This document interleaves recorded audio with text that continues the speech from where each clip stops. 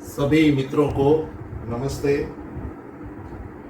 आर्य समाज के प्रवर्तक स्वामी दयानंद सरस्वती ने अनेक ग्रंथों की रचना की, परंतु उनके 3 ग्रंथ बहुत प्रसिद्ध हुए। प्रथम सत्यार्थ प्रकाश, दूसरा ऋग्वेद आदि भाष्य भूमिका और तीसरा संस्कार विधि। संस्कार विधि ग्रंथ में स्वामी दयानंद ने 16 संस्कारों की विधि लिखी है और ये संस्कार क्यों करने चाहिए, इन संस्कारों के करने से क्या लाभ होते हैं, इस विषय में उन्होंने इस ग्रंथ में लिखा है। इस संस्कार विधि ग्रंथ में संन्यास संस्कार विषयक प्रकरण में स्वामी दयानंद ने लिखा है कि संन्यास संस्कार उसे कहते हैं कि जिसमें मोह आदि आवरण, पक्षपात छोड़ के विरक्त होकर सब पृथ्वी में परोपकार अर्थ विचरे। जब व्यक्ति अपने मोह आदि आवरण दूर कर देता है, पक्षपात छोड़ देता है और विरक्त होता है, वैराग्य संपन्न होता है, तो वह सब पृथ्वी में, सारे संसार में परोपकार के लिए भ्रमण करता है। ऐसे व्यक्ति को सन्यासी कहते हैं। वैदिक धर्म को प्रायः वर्णाश्रम धर्म कहा जाता है। वर्ण और आश्रम, वर्ण भी 4 और आश्रम भी 4। ब्राह्मण, क्षत्रिय, वैश्य और शूद्र, ये 4 वर्ण है जो व्यक्ति के गुण, कर्म और स्वभाव पर आधारित है। वर्तमान में समाज में जो जाति प्रथा विशेष करके हमारे देश में फैली है, जाति प्रथा का आधार व्यक्ति का जन्म है, जबकि वैदिक वर्ण व्यवस्था का आधार व्यक्ति के गुण, कर्म और स्वभाव है। और ऐसे ही 4 आश्रम है: ब्रह्मचर्य, गृहस्थ, वानप्रस्थ और संन्यास।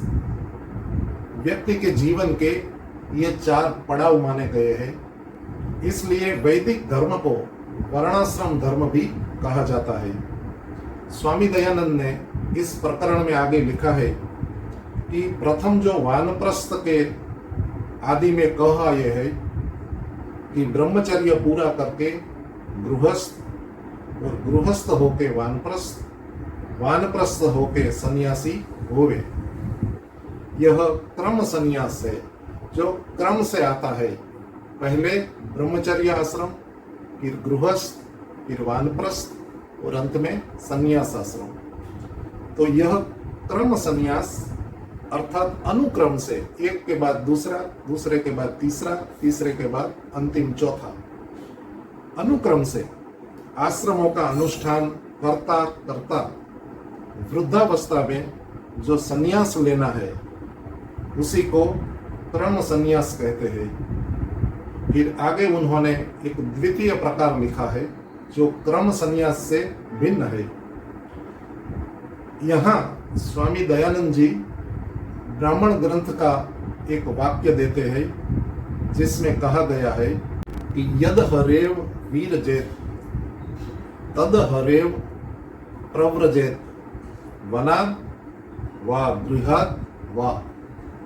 यहाँ कहा गया है कि जिस दिन व्यक्ति को वैराग्य प्राप्त होवे, सच्चा वैराग्य प्राप्त होवे, उसी दिन चाहे वानप्रस्थ का समय पूरा भी न हुआ हो अथवा वानप्रस्थ आश्रम का अनुष्ठान न करके गृहाश्रम से ही संन्यास आश्रम ग्रहण करे, क्योंकि संन्यास में दृढ़ वैराग्य और यथार्थ ज्ञान का होना ही मुख्य कारण है। यहाँ कहा गया है कि व्यक्ति को जीवन के जिस किसी मोड़ पर दृढ़ वैराग्य होता है और यथार्थ ज्ञान होता है, तो वह किसी भी आश्रम से सीधा संन्यास ग्रहण कर सकता है। यहाँ क्रम संन्यास मैंडेटरी नहीं है। व्यक्ति में दो चीजें होना अनिवार्य है, सच्चा दृढ़ वैराग्य और यथार्थ ज्ञान। ये दो चीजें अनिवार्य रूप से होनी चाहिए, तभी व्यक्ति संन्यास ग्रहण करने का अधिकारी होता है। आगे एक तृतीय प्रकार बताया है, ब्रह्मचर्यादेव प्रव्रजेत। यह भी ब्राह्मण ग्रंथ का ही वचन है। यदि पूर्ण अखंडित ब्रह्मचर्य, सच्चा वैराग्य और पूर्ण ज्ञान विज्ञान को प्राप्त होकर विषय आसक्ति की इच्छा आत्मा से यथावत उठ जावे, पक्षपात रहित होकर सबके उपकार करने की इच्छा होवे और जिसको दृढ़ निश्चय हो कि मैं मरण पर्यंत यथावत संन्यास धर्म का निर्वाह कर सकूंगा, तो वह न गृहश्रम करे न वानप्रस्थ आश्रम करे, किंतु ब्रह्मचर्य आश्रम को पूर्ण करके संन्यास आश्रम को ग्रहण कर लेवे। यह भी एक विकल्प है। यदि व्यक्ति पूर्ण वैराग्यवान है और संयमित जीवन जीने के लिए आत्मविश्वासु है कि मैं मरण पर्यंत ब्रह्मचर्य का पालन करूंगा, संयम से रहूंगा और मन में दृढ़ वैराग्य भाव उत्पन्न हुआ है और ज्ञान विज्ञान भी प्राप्त किया है, तो ऐसे अधिकारी व्यक्ति को ब्रह्मचर्य आश्रम से सीधा संन्यास ग्रहण करने का भी अधिकार है। इस प्रकार व्यक्ति जीवन के किसी भी समय संन्यास ग्रहण कर सकता है, परंतु ये जो शर्तें हैं, जो एलिजिबिलिटी क्राइटेरिया है, वे जरूर होने चाहिए। दृढ़ वैराग्य, ब्रह्मचर्य और संयम से जीवन व्यतीत करने का आत्मविश्वास और ज्ञान विज्ञान, तब व्यक्ति संन्यास ग्रहण करता है। और अंत में, इस प्रकरण के अंत में उन्होंने सन्यासियों के कर्तव्य के बारे में बहुत मार्मिक बातें लिखी है।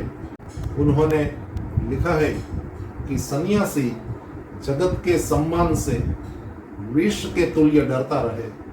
जैसे व्यक्ति जहर से डरता है, विष से डरता है, ऐसे ही सन्यासी को संसार की प्रशंसा से, संसार के द्वारा किए जाने वाले सम्मान से डरते रहना चाहिए और अमृत के समान अपमान की चाहना करता रहे। अपना अपमान हो इसकी चाहना करता रहे और अमृत के समान अपमान की चाहना करता रहे। यह एक बड़ा धर्म बताया है सन्यासियों का, जिसका उल्लेख मनुस्मृति में महर्षि मनु ने किया है कि सन्यासी सम्मान की इच्छा न करे, जबकि उपेक्षा, अवहेलना, अपमान आदि होता है तो इसकी इच्छा करे। क्योंकि जो अपमान से डरता है और मान की इच्छा करता है, वह प्रशंसित होकर मिथ्यावादी और पतित हो जाता है। जिस व्यक्ति को सम्मान की इच्छा सदैव रहती है, प्रशंसा की कामना रहती है और अपने अपमान, अपनी अवहेलना, अपनी उपेक्षा से डरता है, तो वह व्यक्ति मिथ्यावादी हो जाता है, पतित हो जाता है। इसलिए चाहे निंदा, चाहे प्रशंसा, चाहे कोई निंदा करे, चाहे कोई प्रशंसा करे, चाहे मान्य, चाहे अपमान, चाहे कोई सन्यासी का सम्मान करे, मान करे अथवा अपमान करे, चाहे जीना, चाहे मृत्यु, चाहे जीना, जीवन, चाहे मृत्यु, चाहे हानि, चाहे लाभ, चाहे कोई प्रीति करे, चाहे वैर बांधे, दुश्मनी करे, चाहे अन्न पान वस्त्र उत्तम स्थान मिले व न मिले, चाहे शीत उष्ण कितना ही क्यों न हो, ठंडी गर्मी कितने ही क्यों न हो, इत्यादि सबका सहन करे और अधर्म का खंडन तथा धर्म का मंडन सदा करता रहे। स्वामी दयानंद कहते हैं कि इन सभी द्वंद्वों को सहन करता हुआ सन्यासी अधर्म का खंडन करता रहे और धर्म का मंडन सदा करता रहे। इससे परे उत्तम धर्म दूसरा किसी को न माने, अर्थात यही सन्यासियों का परम कर्तव्य है कि धर्म का मंडन करे और अधर्म का खंडन करे। आगे लिखा है कि परमेश्वर से भिन्न किसी की उपासना न करे, उपासना केवल परमेश्वर की करे, परमेश्वर को छोड़कर किसी अन्य की उपासना न करे, न वेद विरुद्ध कुछ माने, किसी वेद विरुद्ध बात में विश्वास न करे, परमेश्वर के स्थान में सूक्ष्म व स्थूल जड़ और जीव को भी कभी न माने। परमेश्वर एक चेतन सच्चिदानंद स्वरूप सत्ता है जो निराकार है, सर्वव्यापक है, अजन्मा है, अनंत है, सर्वज्ञ है, सर्वशक्तिमान है। सन्यासी को सदैव इस वास्तविक ईश्वर की ही उपासना करनी चाहिए और परमेश्वर के स्थान में किसी जड़ पदार्थ की, चाहे वह जड़ पदार्थ सूक्ष्म हो या स्थूल हो, छोटा हो या बड़ा हो, किसी भी जड़ पदार्थ की उपासना नहीं करनी चाहिए और न ही जीव को कभी परमेश्वर या ब्रह्म मानना चाहिए। कभी भी स्वयं के आत्मा को परमेश्वर नहीं मानना चाहिए। परमेश्वर और जीव दो भिन्न सत्ताएं हैं, इस ज्ञान को बनाए रखना चाहिए और कभी भी अपनी आत्मा को परमात्मा नहीं मानना चाहिए। स्वामी जी यहाँ अद्वैतवाद का खंडन करते हुए बता रहे हैं कि आत्मा को ही परमात्मा मानना वेद विरुद्ध है और व्यक्ति की उन्नति करने वाला नहीं है। इसलिए सन्यासी को परमेश्वर के स्थान पर न कभी किसी जड़ पदार्थ की उपासना करनी चाहिए और न स्वयं के आत्मा को ब्रह्म या परमात्मा मानना चाहिए। जो वास्तव में परमात्मा है उसी की उपासना करनी चाहिए। आगे उन्होंने लिखा है कि परमेश्वर को सदा अपना स्वामी माने, परमेश्वर को सदा अपना स्वामी माने, उपास्य माने, अपना राजा माने, अपना मित्र समझे और परमेश्वर की आज्ञा में सदैव तत्पर रहे। परमेश्वर को सदा अपना स्वामी माने और आप सेवक बना रहे। वैसा ही उपदेश अन्य को भी किया करे। सन्यासी को ऐसा ही उपदेश अन्य लोगों को करना चाहिए। जिस जिस कर्म से गृहस्थों की उन्नति हो, वह माता पिता पुत्र स्त्री पति बंधु बहिन मित्र पड़ोसी नौकर बड़े और छोटों में विरोध छूटकर प्रेम बढ़े, उसका उपदेश करे। जहां भी जाए तो ऐसा उपदेश करे कि जिससे गृहस्थ लोगों की उन्नति हो। जो सांसारिक लोग हैं, जो परिवार वाले लोग हैं, उन सभी की उन्नति हो, परिवार में स्नेह और प्रेम बढ़े, माता पिता पुत्र स्त्री पति बंधु बहिन मित्र पड़ोसी नौकर छोटे बड़े सबके बीच में सौहार्द भाव बना रहे, ऐक्य भाव बना रहे। ऐसा उपदेश सन्यासी को करना चाहिए।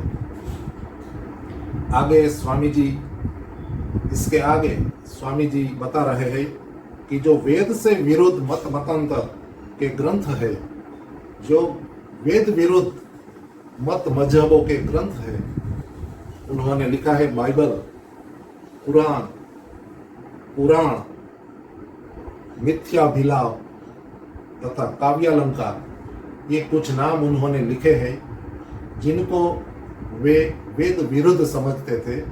बाइबल, कुरान, पुराण, ये पुराण पौराणिकों ने जो मान्य कर रखे हैं, जो विष्णु पुराण, शिव पुराण आदि 18 पुराण जो प्रचलित है, स्वामी दयानंद की दृष्टि में ये पुराण वेद विरोधी है और इन पुराणों में अनेक बातें ज्ञान विरुद्ध है जो सत्य नहीं है।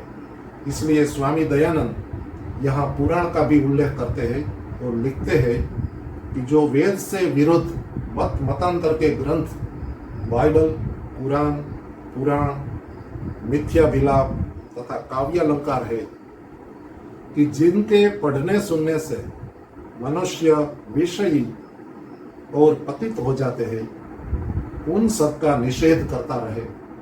यह स्वामी दयानंद का मंतव्य है। वे ऐसा समझते थे। उन्होंने इन ग्रंथों का अध्ययन किया था और सत्यार्थ प्रकाश में उन्होंने इन ग्रंथों के संबंध में अपने विचार, अपनी विवेचना, खंडन मंडन लिखा है। तो यहाँ उन्होंने इन ग्रंथों का नाम निर्देश करके लिखा है कि सन्यासी को ऐसा उपदेश करना चाहिए कि वे इन ग्रंथों के पठन पाठन में न पड़े और वेद और वैदिक शास्त्रों का अध्ययन करें। विद्वानों और परमेश्वर से भिन्न न किसी देव को माने। देव कौन है? परमेश्वर सबसे बड़ा देव है और जो विद्वान लोग हैं, माता, पिता, आचार्य, गुरु आदि ऋषि मुनि, ऐसे विद्वान लोगों को देव कहा जाता है।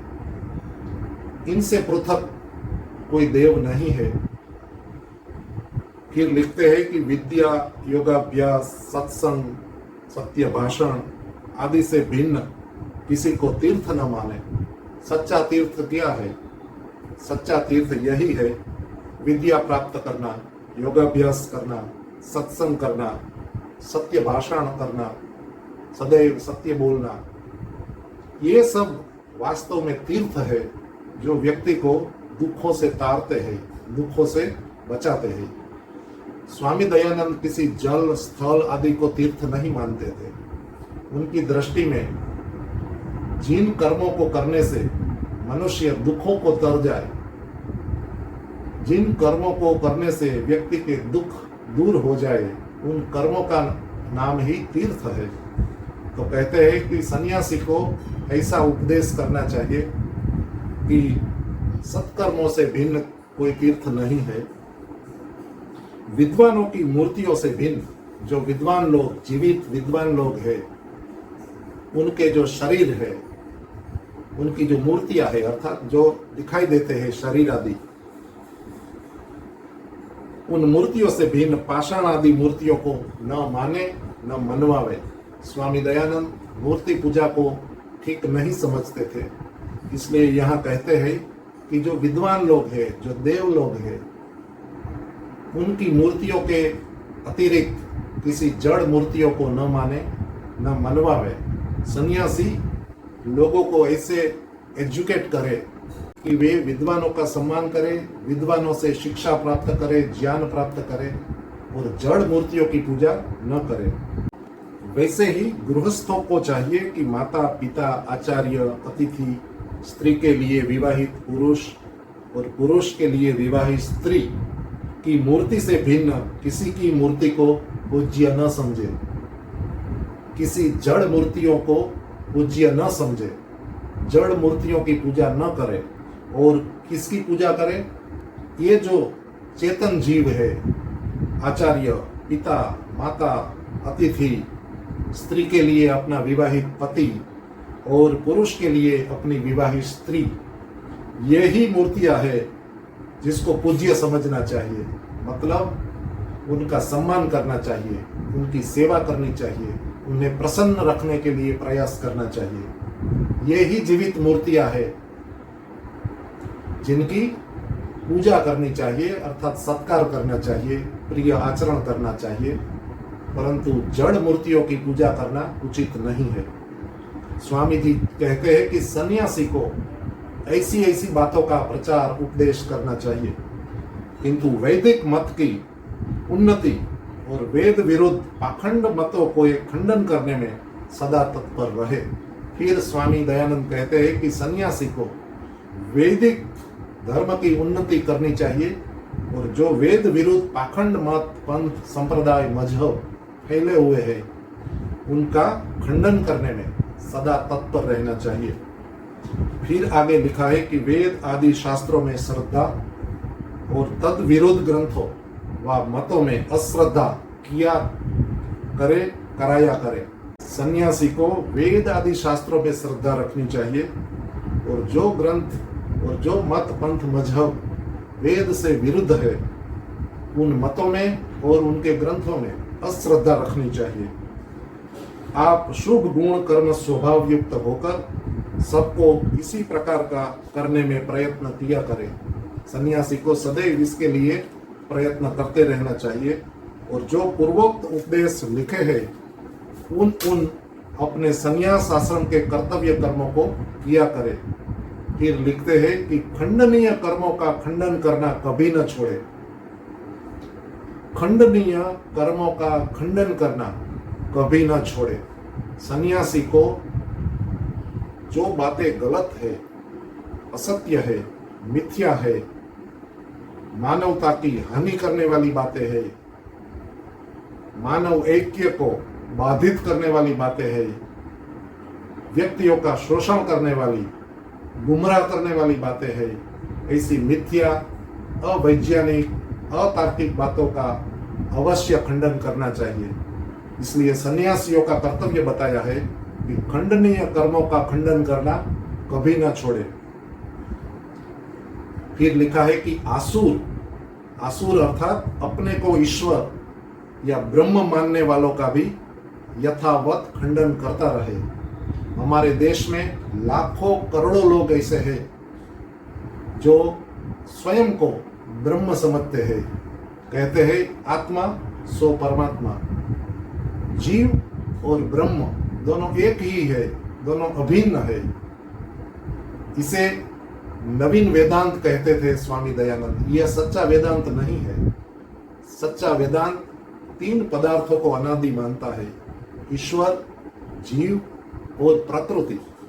जबकि ये नवीन वेदांत जो आधुनिक वेदांत है वह जीव और ब्रह्म को एक ही मानता है, अभिन्न मानता है और इस जगत को मिथ्या मानता है। इसलिए स्वामी दयानंद इन लोगों को नवीन वेदांती कहते थे।